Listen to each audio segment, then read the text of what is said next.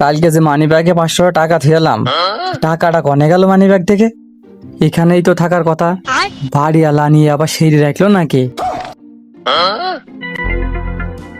কি রে, তোমার মানি ব্যাগ থেকে টাকা নিছিস নাকি? কই না তো, তুমি তো মানি ব্যাগ কনে তো আমি তো তাই জানি না তো। দেখ, আমি চুয়াডাঙ্গায় যাবো, তুই টাকাটা নিয়ে থাকলে তুই টাকাটা আমার দিয়ে দে। মেজাজটা হঠাৎ করে গরম করাইস না তো। কনে কি কিনে তুমি খরচ করে ফেলেছো, এখন বাড়ি এসে তুমি আমার দোষারোপ করছো, তাই না? কাজ করতে দাও, আমি তোমার টাকা নিয়ে নিকো। তোর চোখ মুখ দেখে মনে হচ্ছে তুই আমার টাকাটা মেরে দিয়েছিস। তুই সত্যি কথা বল, আমি তো কিচ্ছু বলছি না। তুই শুধু সত্যি কথাটুকুন বলবি যে আমি টাকাটা নিয়েছি।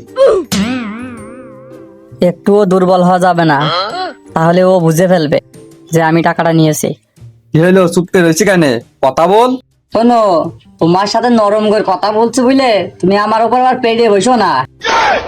সেদিনের কথা মনে নেই তোমার? কি হালটাই করেলাম। ও, আমি তো কয়দিন ধরে মানিব্যাগ টেকাই ছুঁইনি। কিছুদিন মাথায় খুব সমস্যা হচ্ছে তো, তাই ভুলভাল বলে ফেলছি। আচ্ছা সরি।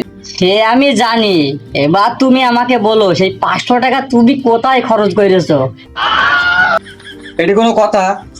চার পাটা তারই নোড়া, আবার তারই ভাঙছে দাঁতের গোড়া। এই দেখো, আবার বলছি, তুমি যদি টাকাটা নিয়ে থাকো তাহলে আমাকে দিয়ে দাও।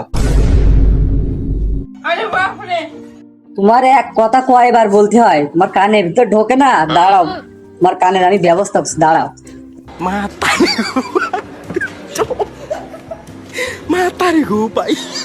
আমি কি একটু টাইট করতে হয়, তা নাহলে এখনই 500 টাকা হাত ছাড়া হয়ে যেত।